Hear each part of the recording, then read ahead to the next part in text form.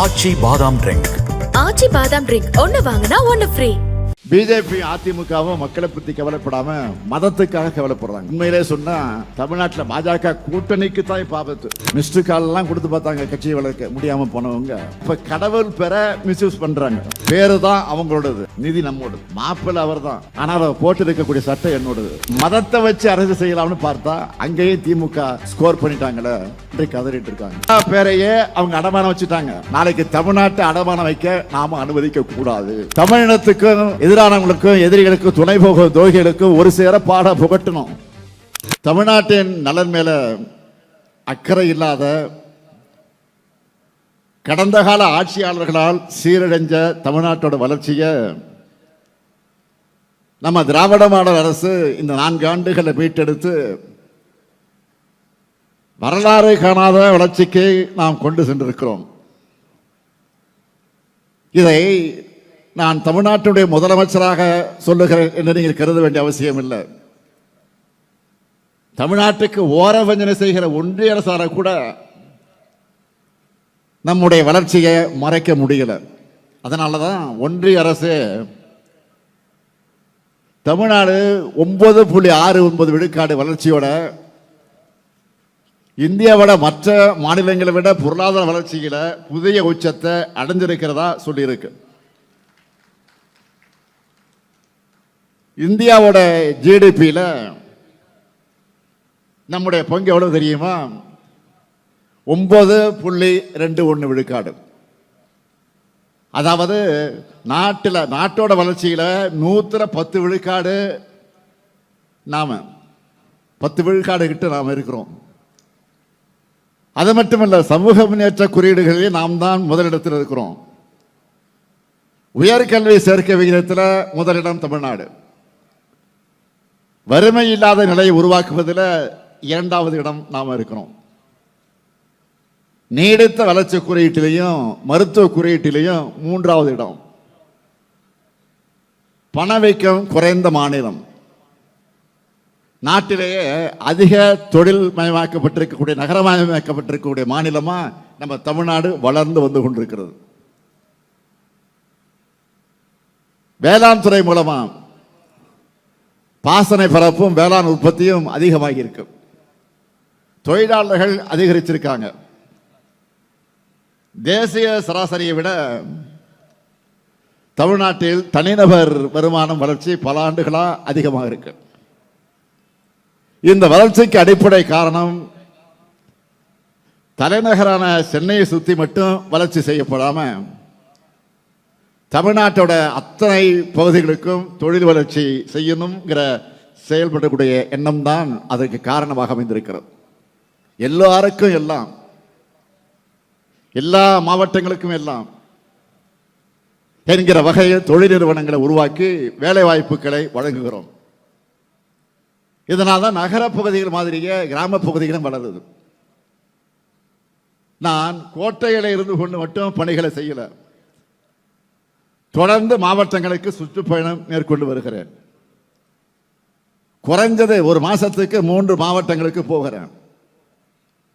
இந்த மாசத்தில் மட்டும் சேலம் மாவட்டம், தஞ்சாவூர் மாவட்டம், அடுத்து இப்போ திருப்பத்தூருக்கு வந்திருக்கிறேன்.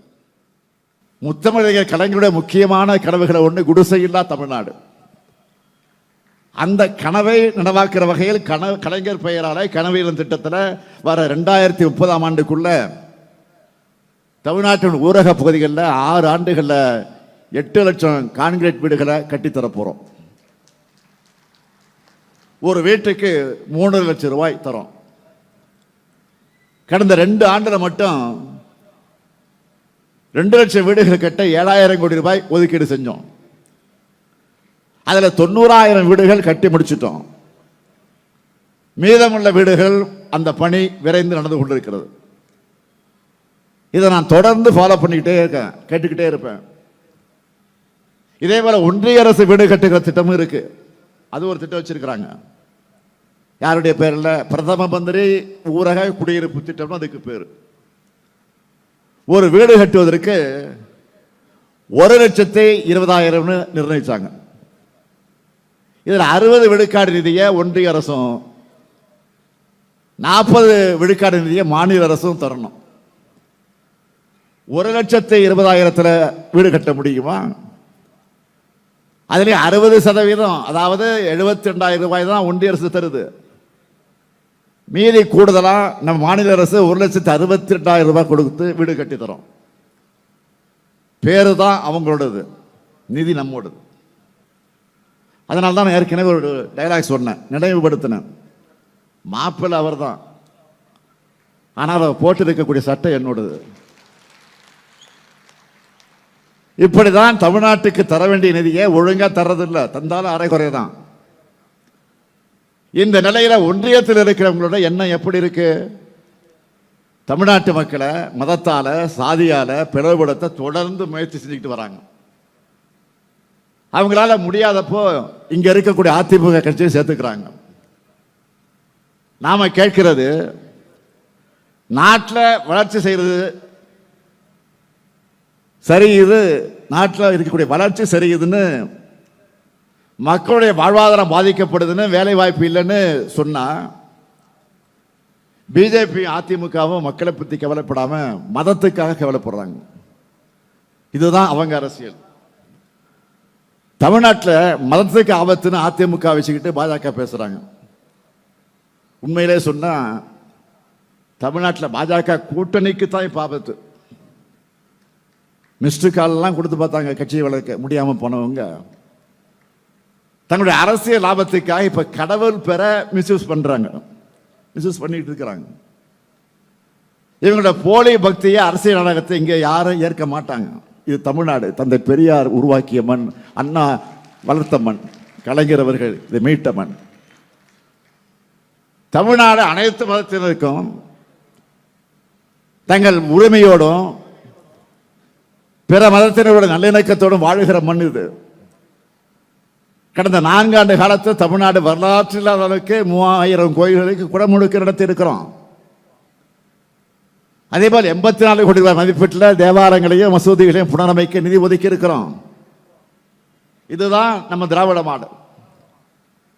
இதையெல்லாம் பார்த்துத்தான் மதவாத அரசியல் பண்றவங்களுக்கு பத்திக்கிட்டு எரியுது. அவங்களால தமிழ்நாட்டுக்கு செஞ்ச வளர்ச்சியை பத்தி பேச முடியல, ஓட்டு கேட்க முடியல, முடியாது.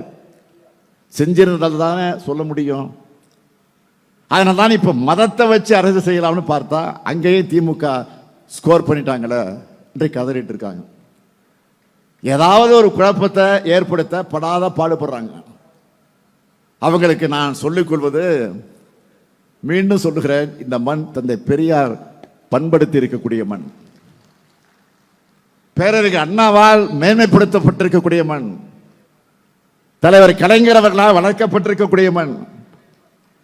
இப்படிப்பட்ட தலைவர்களை நீங்க கொச்சைப்படுத்தி வீடியோ போடுறீங்க. அதை கைகட்டி வேடிக்கை பார்க்குது யாரு? அண்ணா பேர்ல கட்சி நடத்துகிற கூட்டம். அண்ணா பேரையே அவங்க அடமானம் வச்சுட்டாங்க. இன்னைக்கு கட்சியை அடமானம் வைக்கிறவங்க நாளைக்கு தமிழ்நாட்டை அடமானம் வைக்க நாம அனுமதிக்க கூடாது. தமிழ்நாடு தன்மானம் உள்ள தமிழ்நாட்டு மக்களும் இந்த மண்ணுக்கு எதிராக பின்னப்படுகிற சதி வேலைகளோட நோக்கத்தை புரிஞ்சு தமிழினத்துக்கும் எதிரானவங்களுக்கும் எதிரிகளுக்கும் துணை போகும் துரோகிகளுக்கும் ஒரு சேர பாட புகட்டணும். உங்களுக்கு அரணாக என்றைக்கும் இருக்கக்கூடிய திராவிட முன்னேற்ற கழகம், இந்த முத்துவேல், கருணாநிதி, ஸ்டாலின் எப்பொழுதும் இருப்போம். அதேபோல் நீங்களும் என்றைக்கும் எங்களுக்கு துணையாக இருக்கணும் என்று கேட்டு விடைபெறுகிறேன். நன்றி, வணக்கம். அறுவை சிகிச்சையில் குணம் இது ஆயுட்கால நிவாரணம். டாக்டர் ஸ்ரீவர்மாஸ்